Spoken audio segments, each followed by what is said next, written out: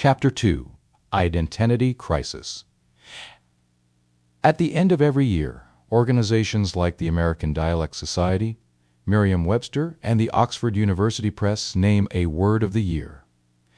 This is the night when the stars of the word world hit the red carpet. It's the Oscars of words. In 2015, Dictionary.com named identity as their Word of the Year. I bet the words that gave birth to identity were elated. Evidently, the people of Dictionary.com had made their decision after spending some time looking through the headlines, because that year saw article after article wrestling with some of the most complicated and discussed questions of our day, questions about identity. Is it possible for a person to have been born to white parents but identify as black? Rachel Dolezal seemed to think so. When people identify with a gender other than the one they were identified as at birth, which bathroom should they be allowed to use? Houston, Texas took a citywide vote on this question. If a government clerk identifies as a Christian, should her identity as a Christian allow her to refuse issuing licenses for same-sex marriage? In Rowan County, Kentucky, Kim Davis went to jail because she believed so. Questions about identity are front and center in our society. Should we be surprised? Few things are as crucial to who you are than how you see yourself and how others see you. The problem with identity is that it's thus squishy. Like Jell-O, it's challenging to pin to the wall. Psychologists Erik Erikson, Carl Jung, and Sigmund Freud dedicated their careers to countless hours of research and wrote volumes of theories to answer what identity is and is not. So maybe you're thinking, with all of this top-level research, do you think you have something to add to the conversation? I believe I do.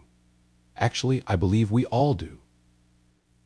Near the core of what makes a person a leader is their sense of identity. The way you see yourself is determinative for your life and for the decisions you make as a leader. Your sense of identity directs you in every situation. It is foundational, determining the level of confidence you have when you challenge your boss in a disagreement. It establishes your sense of security when you face doubts. It's what enables you to process your emotions during tense conversations. Though much of your identity is formed at an early age, your identity is always evolving, so it's never too early or too late to begin processing your sense of self. Near the core of what makes a person a leader is their sense of identity. Your personal identity is even more crucial when you're determining how best to lead when you're not in charge. Most people in this situation focus on learning new behaviors to compensate for a lack of authority, but the challenge goes deeper than that. Leading well without formal authority has less to do with your behavior and far more to do with your identity. Like the ace of spades, who we are trumps what we do every time. During that crucible of clarity a few years ago in Andy's office, I processed a full swath of emotions. On one side, I felt insecure and inadequate, looking for the nearest corner to ball up into. Do I have what it takes to lead well? I think I've been passively avoiding doing what I need to do to lead well. Is it because I don't have what it takes to lead well? I've been put in this position. I don't deserve it. I haven't actually done anything to warrant this opportunity. What if I'm exposed as a counterfeit leader? What if I can't do this? On the other side, I could feel my pride being threatened, and I wanted to rise up and defend myself. How dare you question my ability to lead?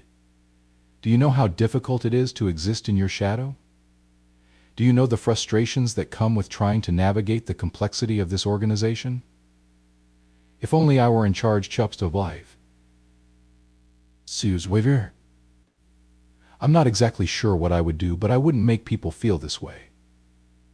I have found that amid swirling emotions, my ability to calmly process my thoughts with awareness and emotional intelligence is largely dependent on the security of my identity. It's as if all the work I have or haven't done to see myself accurately comes to call in that moment. If I've spent too much time dwelling on my failures and inadequacies, it will show in my response. If I've spent too much time re-watching my own highlights, it will also show. If identity is anything, it's everything. I'll tell you this right now. Every distortion between the authority you have and the leadership you exercise can be traced to a crisis of identity.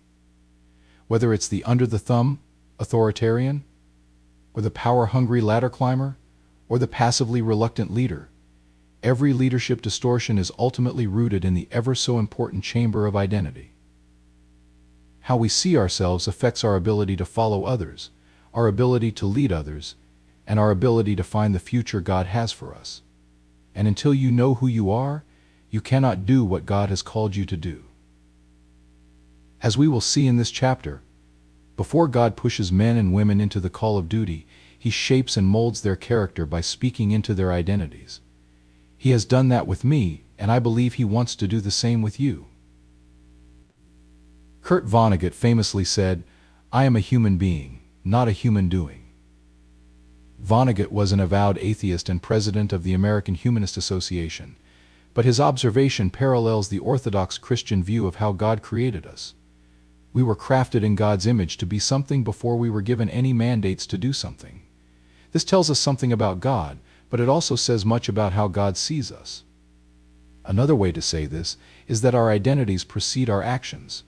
Our behaviors flow from our identities. So before we spend any energy on what we do as leaders, we really need to spend some time on who we are as leaders, especially when we are not the ones in charge. The consequences of mistaken identity. Are there certain movies you just can't resist watching when you run across them while channel surfing? For me, it's any of the Bourne movies, A Few Good Men, and Catch Me If You Can. These movies are like communal pizza. It's hard to just have one slice when there are more available. These are actual Netflix and chill movies, in the purest sense of the term. Catch Me If You Can might have a leg up on the others because it's based on a true story. Frank, if you're reading this, let's hang sometime. Here's a quick synopsis of the storyline in case your church has recently been boycotting Hollywood. Frank Abagnale Jr., Leonardo DiCaprio, grew up in a home where impressing his father was everything to him. His appetite for approval and his thirst for thrills drove him to impersonate a doctor, a lawyer, and a co-pilot for a major airline, and he did all of this before his 18th birthday. As a master of deception, Frank not only bounced from career to career, but he also brilliantly forged checks to the tune of millions of dollars. All of this led to a cat-and-mouse game between Frank and FBI agent Carl Hanratty, Tom Hanks. Carl made it his mission to capture Frank, but Frank was always one step ahead. This movie is all about identity. As Frank struggled to find himself, he chased everything he wanted to be. Like so many of us, Frank was chasing a particular identity because of his desire to please someone else. In his case, he was trying to make his father proud. Seems innocent enough, right? Unfortunately, trying to make their fathers proud is just one of the traps young leaders fall into when they don't have a firmly established identity. But that's not the only one. I've found there are 3 common identity traps that snag young leaders, especially when they are trying to lead without being in charge. We've all been guilty of choosing from multiple passports, using a fake ID, or misrepresenting height and weight on a driver's license. Here's what I mean by each of these. Choosing from multiple passports. Early in the movie The Bourne Identity, Jason Bourne walks into a Zurich bank. The only clue he has to his identity is this: 00075-212-01426. Gemeinschaft Bank, Zurich. Because he suffers from dissociative amnesia, Bourne knows nothing of his real identity other than the fact that he was fluent in several languages and had some sick combat skills. Wearing a loose-fitting zip-up sweater, Bourne craftily works his way through the bank, finds privacy to open the safe deposit box, and realizes his picture, with different names, is attached to multiple passports from multiple countries. I love that scene because it's so easy to get wrapped up in the identity crisis Bourne is having. Unless you work for the CIA or have dual citizenship, you've probably never had to flip through multiple passports to decide who you are going to be for the day. Unfortunately, though, many young leaders can relate to changing their identity to fit their circumstances. Attempting to be outgoing because you think it will make your boss happy isn't healthy. We've all seen the person who tries to be the funny guy because he thinks that will allow him to fit in. We've all seen the girl who tries to be the boss when the boss walks out of the room because she thinks that's what leadership is. Choosing an identity based on the situation and circumstances might have worked for Jason Bourne, but it won't work for you. It's one thing to determine what posture and approach fits the circumstances you're facing. It's another thing for the instability of your identity to create wobble in your persona because you're trying to fit in or because you think it'll help you win. We've all felt the pressure to be who others want us to be. Most of us face this temptation in middle school. Sadly, it doesn't end there. It doesn't matter if you are the President of the United States or a mentor to high school students. If your identity is unstable, you'll subconsciously flip through identities to find the one you think others need you to be. Using a fake ID. Though some may not believe this based on my grade point average, I wasn't a big drinker while attending Georgia Tech. But one night I used a fake ID to get into the local bar called Moondogs. This bar was so popular among students that the church across the street was nicknamed Moondogs Methodist. It still makes me laugh. Pulling my hat down low on a Thursday night, I anxiously stood in line before the supersized bouncer, trying to memorize the address, height, and weight of the dude I was pretending to be. I got in, but I had to sweat through an uncomfortable 15 seconds while the bouncer looked me over and examined my ID. Pretenders don't last very long. Standing in line with my fake ID wasn't just a compromise of my integrity, it created real anxiety for me. I wasn't comfortable pretending, and I knew deep down that pretending wouldn't work well for me in the long term. Yet the truth is that you and I pretend all the time, especially when we're under pressure. We do this by projecting an image that we have it all together. We work longer hours to make sure we're seen as proficient and committed. Most of the time, these things are so subtle that we don't even notice we're doing them. But we find clues in the nuances of how we tell a story, what details we share and don't share with others, and who we blame when something goes wrong. No one wants to be known as a pretender. For teenagers, college students, and young leaders, being called fake is an egregious insult. Because of that, I've seen many young leaders admit weaknesses in the name of keeping it real. I love the authenticity of that. But we have to find the balance between authentically admitting our weaknesses and excusing weaknesses. Too many young leaders use phrases like, "That's just who I am," or "They just need to know that's how I've always been," to excuse areas of potential growth. Why are we so tempted to pretend? Using a fake ID is a form of hiding who we are that began back in the Garden of Eden. After Adam disobeys God's command and eats from the tree of knowledge of good and evil in Genesis 3, God looks for Adam and asks him where he's been. Adam responds by saying, "I heard you in the garden and I was afraid because I was naked, so I hid." Gen 3:10 emphasis mine. Because he had broken trust with God, Adam was hiding and didn't want to be found or known by God.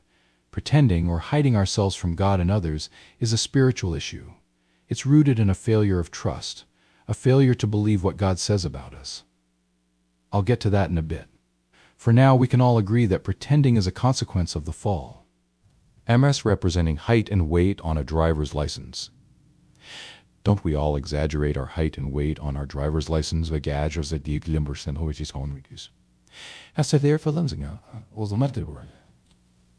Just a little bit.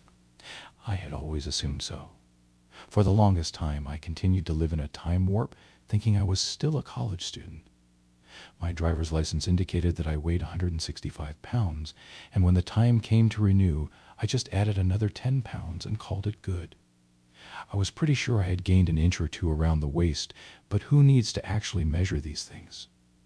The consequences of being generous on your driver's license are minimal, but being overly generous with the way you see yourself, your self-identity, can have far more significant consequences. And it can go two ways. Honestly, I don't know which is more damaging, being too critical or thinking too highly of yourself. Either way, accepting a distorted identity is failing to live in reality, which will ultimately erode your ability to lead. Paul speaks directly to this problem in Romans 12:3, emphasis mine. "For by the grace given me I say to every one of you, do not think of yourself more highly than you ought, but rather think of yourself with sober judgment, in accordance with the faith God has distributed to each of you." A distorted identity will cause you to think too lowly or too highly of yourself, when the goal is to think rightly. If you think too lowly, you will often see yourself as unqualified or unworthy of leadership, and you will miss opportunities to make change and create something great with the responsibility you've been given. If you think too highly of yourself, you will tend to overestimate your abilities and may even take credit for the work of others in an effort to promote yourself. You'll tend to hide your mistakes and make much of your successes, and you'll live in constant fear of being exposed as a fraud. Finding the correct identity is a constant challenge for every human on the planet. The temptation of choosing from multiple passports, using a fake ID, or misrepresenting height and weight will never go away. But when your identity is rooted in something, you are much more likely to live and lead from a place of stability and security. The rest of this chapter is an attempt to pour concrete on the identity that will lead to the best version of you. This is US. The architecture of identity. As you can see, your self-identity is complicated, so let's put it in simple terms. Your identity is the conception you have of yourself. It is those core beliefs about yourself that you tell yourself all day long. The most important ongoing conversation you have in your life is the one you have with yourself every day. There are 5 basic components of identity, and to help you remember them, I've made sure they all start with the letter P. They are your past, your people, your personality, your purpose, and your priorities. Let's take a closer look at each one. Your past. Your family plays a large role in sculpting your identity, and this includes factors like your race, your socioeconomic class, your citizenship, and your gender. How you see your family of origin and the lineage of people from which you've come determines the constancy and consistency of your identity. This is yourself in time. When I think about my family of origin, I notice a few key factors that have strongly influenced how I see myself. I have great parents. My father is a man of exceptional character. As a kid, I always respected his ability to identify the right thing to do and the best attitude to display. My mother is the captain of my cheerleading squad. Someone once told me that Alexander the Great's mother, Olympias, repeatedly told him he was the son of a god. We all know he wasn't. He was the son of Philip II of Macedonia, but his mom obnoxiously believed far more about him than he even believed about himself. My mom never told me I was the son of a god, but her faith in my abilities and my potential was a powerful force in shaping my identity. Her wind in my sails pushed me ahead on days when I would have packed it up and gone home. For those of us who are Christians, we cannot neglect to mention that great and sometimes not so great cloud of witnesses, listed for us by the unknown author of Hebrews, that has preceded us. My faith in God and the examples of those who have come before me have had a profound influence on my life. The more I've processed my own identity, the more I've been able to identify some of these important voices from my past. How has your past shaped how you see yourself? A worthwhile exercise to help you find yourself in time would be to chart your life on a timeline by picking 5 highs and 5 lows from your past and marking them chronologically. If you've never done this, it's a great exercise to do with a team or a group. Your people. Your identity is not just a matter of how you perceive yourself based on your past, but it's also based on how you sense others perceive you today. The people you're surrounded by in your existing relationships and roles distinctly shape who you are in the here and now. Have you ever felt like you were a different person in different seasons of your life? We've all had that experience, and it's because who we're around in different seasons of life has such a profound impact on who we are. The people we are in relationship with greatly affect how we see ourselves. This is yourself in relationships. I was recently speaking with a good friend who was telling me that he felt like he was losing himself in his new job. As we processed this together, he began to identify how the people he was working with in this particular organization were toxic for him. Their values were so opposed to his, and that constant pressure and tension were deeply affecting him. We'd all like to think that the people around us don't change how we see ourselves, that we are in complete control of our identity. But that's just not true. Who are the people around you right now, and how are they affecting you and the way you see yourself? Who is in your corner? Who shouldn't be in your corner? Who are the loudest voices speaking into your life right now? Who should be the loudest voices for you right now? Pay attention to those voices and to their volume. Many of them are shaping your identity, and in some cases you may not even be aware of how it's affecting you. Your personality. We are all born with some hardwired realities that also shape our identity. Our physical bodies, our characteristics and traits, our emotional and impulsive lives, and our talents and skills all shape how we experience life. This in turn shapes our self-perception. If you're highly ambitious and driven by achievement, yet find yourself in a role or organization that is static and doesn't offer opportunities for growth or development, you're going to be frustrated. If you excel administratively and have a deep desire to sit at your desk, focus on your work, and knock stuff out, but the organization you're working with is highly relational, you're going to feel like you're constantly letting others down. What's most challenging is when you lack self-understanding and it isn't clear to you how your wiring affects how you see yourself. This is your self-interior. How are your temperament and personality wired? There are several ways for you to discover this. You can use RightPath, Myers-Briggs, StrengthsFinder, or Taylor-Johnson. In our organization, we think it is crucial to understand your personality, your bent, and your giftedness. Because of this, we dedicate loads of resources to assist people on this journey of self-discovery. With every person we interview, we use RightPath and StrengthsFinder. Just about every team in our organization has employed an expert on one of these assessments to facilitate a conversation around each person's profile and how to work with others with different profiles. Why do we spend so much time and effort on self-awareness? Because the more you understand the makeup of your personality, the better you can understand how your identity shapes your thoughts, desires, and decisions, and the better you'll be able to work with others. For a purpose. We were all created to have a purpose, but let's go one step further. We were all created to thirst for a purpose. Every one of us has a desire to see and understand how our lives fit into a bigger picture. Every one of us has been hardwired to desire a reason for our existence. Why am I here? What can I uniquely contribute to the world? These kinds of existential questions have more of an impact on our identity than we admit. What you believe about why you're on Earth will deeply affect the opportunities you see available to you and how you should capitalize on them with your time, gifts, talents, and energy. This is your self-agency. What is your unique purpose in this world? The answer doesn't usually just drop into your lap one day. Rather, you discern it over a lifetime. But it's not something you will sit back and passively discover. You need to spend time wrestling this one to the ground. Full disclosure, over the years this has created some real insecurity in me because I've never sensed a personal and specific mission for my life. In the church world, we designate this a calling, but that term calling really frustrates me because I've seen how well-meaning people hijack it and use it for selfish manipulation. I only know a few men and women who have a specific and personal purpose or mission statement. For the rest of us, I believe God has revealed enough of His general purposes in this world for us to chew on for the rest of our lives. So what has God said about why you exist? Have you spent time determining what success looks like in your life? I can tell you this, you were created for something or someone bigger than yourself. You were created to contribute to a greater good. You were created to bring good to other people. You were created to cultivate good in other people. You certainly have a mission greater than making yourself happy. The degree to which you understand and feel a purpose for your life will affect the degree of security you have in your identity. Your priorities. The last item that determines your identity is your sense of priorities. I'm not necessarily referring to how you prioritize your life in regard to family, work, friends, etc. I'm referring to your priority of truths that shape your identity. This is where your faith, or lack thereof, comes most clearly into play.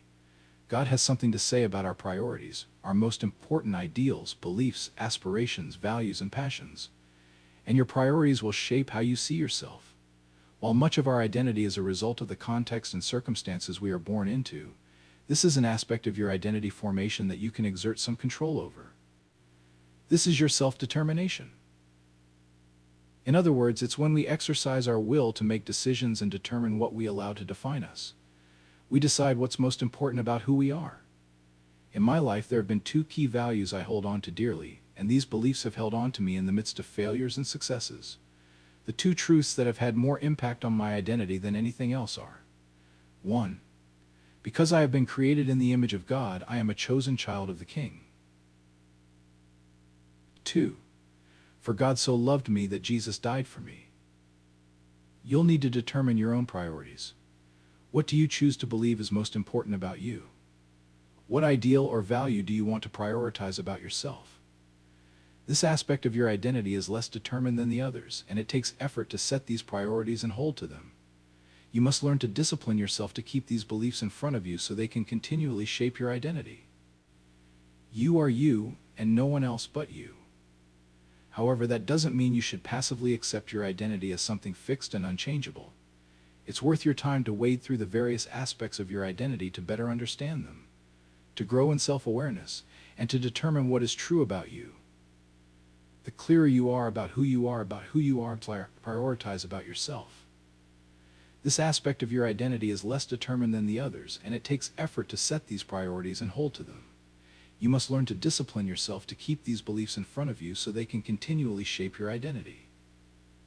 You are you, and no one else but you. However, that doesn't mean you should passively accept your identity as something fixed and unchangeable. It's worth your time to wade through the various aspects of your identity to better understand them, to grow in self-awareness, and to determine what is true about you.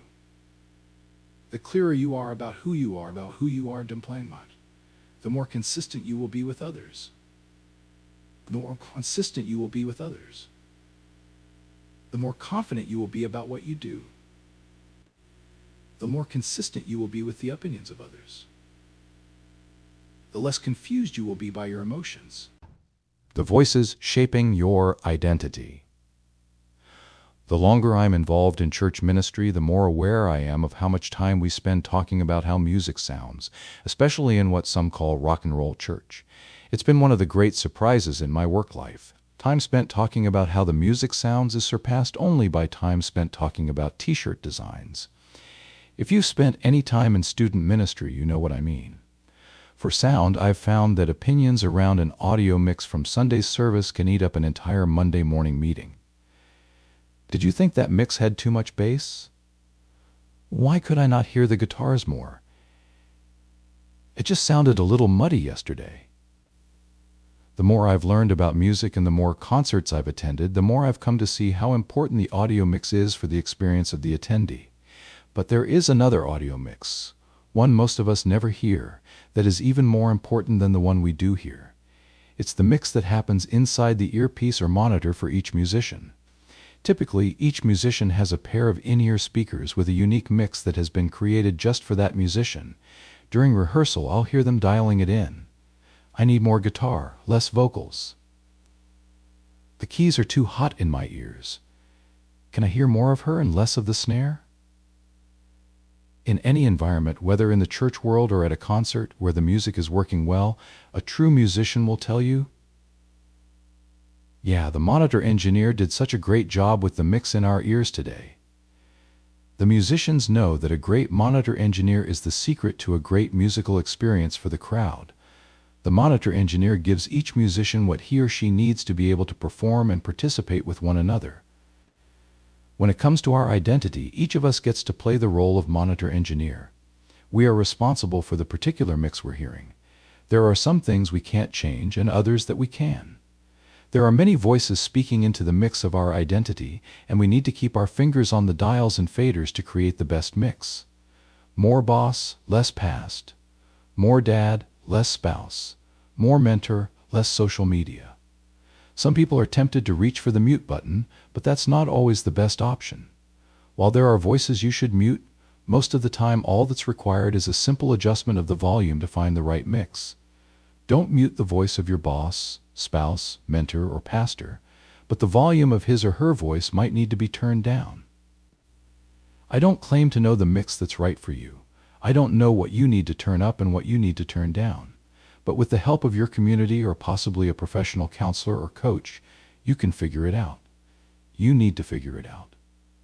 One thing I can tell you is that no matter how loud God's voice is right now, you probably need to turn it up higher. The reality of this world is such that most of the voices we hear, even some of the good ones, can cloud out the voice we most desperately need to hear, the voice of God. And your identity will be best shaped if you allow your Heavenly Father's voice to be the loudest one in your life. Your identity is the right identity when you let it be defined by what God says about you. What God says about your identity. God has a lot to say about your identity, and nothing has affected my leadership more than listening to what God has to say about my identity. When we survey the history of God's people, there are many moments when He speaks into a person's identity for the purpose of equipping them for more influence. Remember the burning bush? How could you forget it? God uses a lighter fluid-soaked bush to grab Moses' attention. There the angel of the Lord appeared to him in flames of fire from within a bush. Moses saw that though the bush was on fire, it did not burn up. Acts 3:2. This is all the trappings of a stellar moment, the appearance of an angel, and not just any angel, but an angel of the Lord. And there is a magic bush and, cue Tom Hanks from Castaway, fire. And what does God want to say to Moses through this conversation? Here's my paraphrase. I know your weaknesses. I know what you're not good at. I know you stutter. I know you're scared. I know you're insecure. I know your past. I know about it all. But I don't want that to define you. You have what it takes. Well, you don't have what it takes, but because I'm going to be with you, you have what it takes. Now go, and quit worrying about who you are not and focus on who I am. There's an identity check we all need to pay attention to. But this wasn't the first time Moses' identity had been shaped by what God said about him. I love what the author of Hebrews says about Moses' identity early in his life. By faith Moses, when he had grown up, refused to be known as the son of Pharaoh's daughter. He chose to be mistreated along with the people of God rather than to enjoy the fleeting pleasures of sin. Heb 11:24-25. Moses refused to let others define him. He said no to what would have been an easy identification so he could say yes to the identity God wanted for him. Or consider the story of Gideon. When Gideon jumps into the scene in the book of Judges, we find him scared to death, hiding from his enemies in a winepress. The angel of the Lord came and sat down under the oak in Ophrah that belonged to Joash the Abiezrite, where his son Gideon was threshing wheat in a winepress to keep it from the Midianites. Judges 6:11. Gideon was like the middle school kid hiding in the bathroom stall, hoping the bully wouldn't steal his lunch.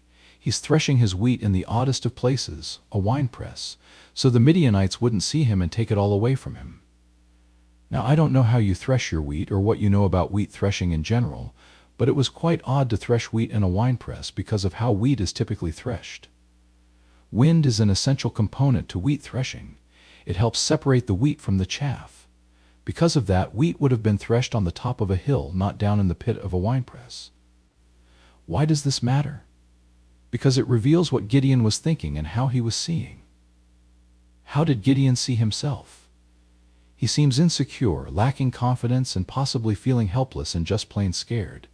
But even though he is hiding out like a wimp in a winepress, God has something to say about his identity. When the angel of the Lord appeared to Gideon, he said, "The Lord is with you, mighty warrior." Judges 6:12. Mighty warrior? Was the angel confused? Did the angel mess up the game of telephone? Or was God calling Gideon to believe something about himself that he didn't currently believe? God was speaking truth into Gideon's identity, asking him to believe something that would change the way he led. Only a few short months later, we find Gideon talking with MMA-level smack, roaming around the countryside, making threats like he's Brock Lesnar. Just 2 short chapters later, when the officials of Sukkoth, which is officially the worst name of any city, Vangsham just Jaldatukul, why doth our land value Sukkoth such in Sukkoth? Refuse to give bread to his troops. Here's what Gideon says to them. Just for that, when the Lord has given Zebah and Zalmunna into my hand, I will tear your flesh with desert thorns and briars. Judges 8:7. I will tear your flesh with thorns and briars. Where did that come from? I trace his newfound confidence back to what God said to him through the angel of the Lord.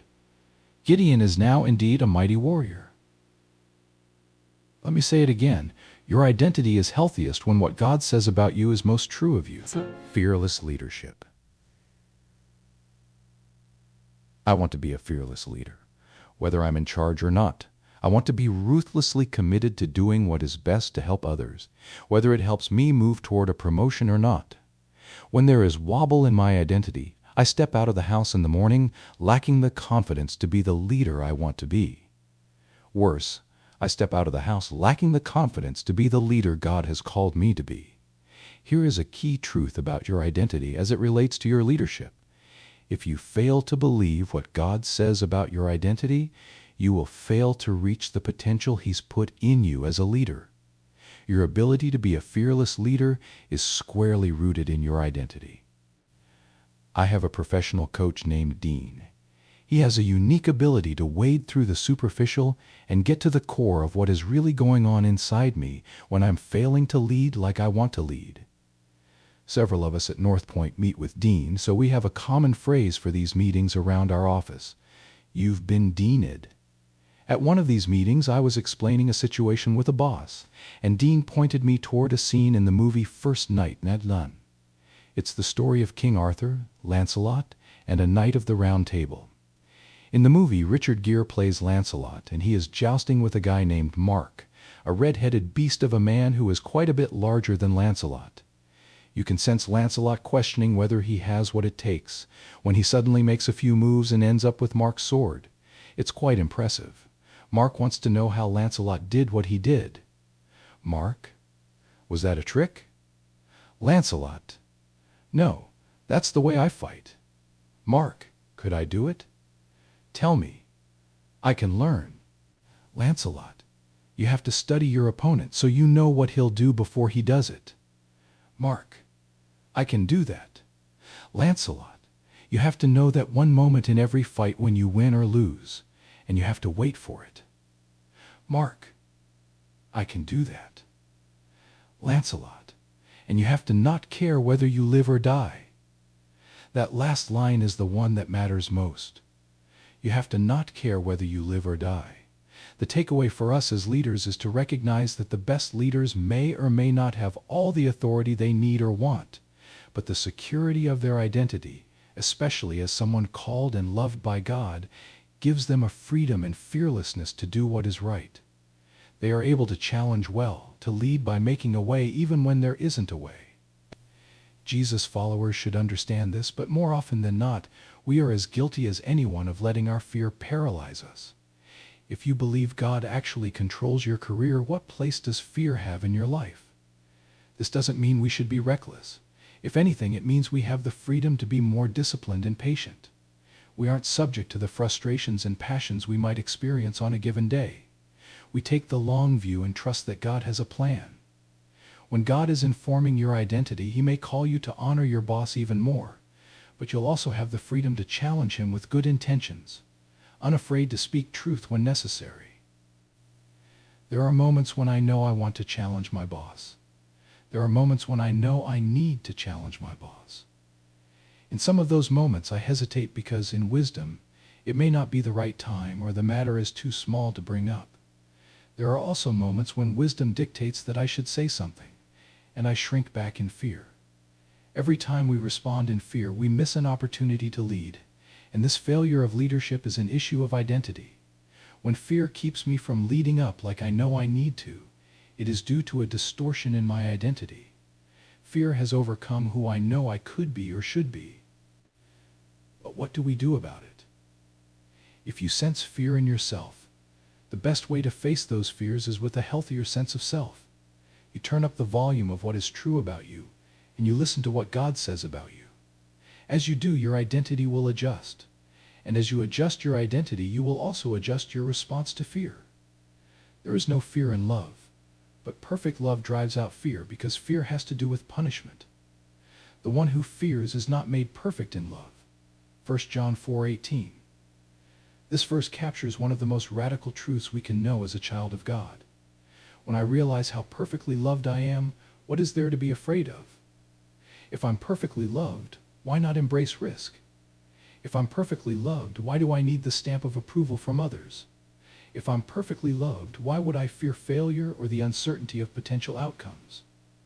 Fear thrives in the absence of love. Fear will dominate your identity until you begin to stand under the unending, never-failing, ever-gracious waterfall of love that your Creator has for you. He holds your future. He loves you perfectly. He accepts you unconditionally. Lead like you believe this to be true. Captive thoughts. For many years before my current role working with Andy and leading our largest church campus, I worked with teenagers. One of the great frustrations of working with teenagers is that they are constantly ruled by their feelings. There was a high school student in our church who looked like Tim Tebow meets Jimmy Superfly Snuka from 1980s WWF. He was a big kid, very smart, with a fun personality. I was listening to him share how depressed he'd been feeling, and he knew the source of his depression. He shared with me how awful social media was making him feel. I could sense the pain that his thoughts and feelings were causing him, and I wanted to help. So I gave him the best advice I knew to give. Stop it. Just stop looking at social media. Delete the apps. Stop having those thoughts.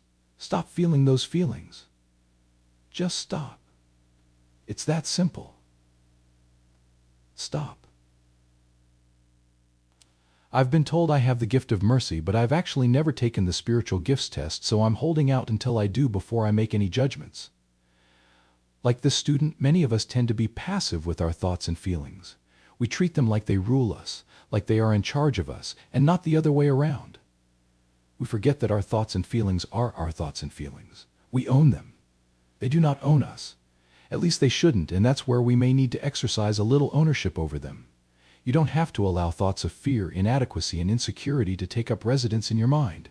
If you do, they will slowly erode your identity and render you ineffective as a leader. But it's not just me telling you to do something about this. If you are a follower of Jesus, you have been instructed to exert your ownership and take those thoughts captive. We demolish arguments and every pretension that sets itself up against the knowledge of God, and we take captive every thought to make it obedient to Christ. 2 Corinthians 10:5. Too many people deal with their thoughts and feelings like a maitre d' at a restaurant. Welcome, sir.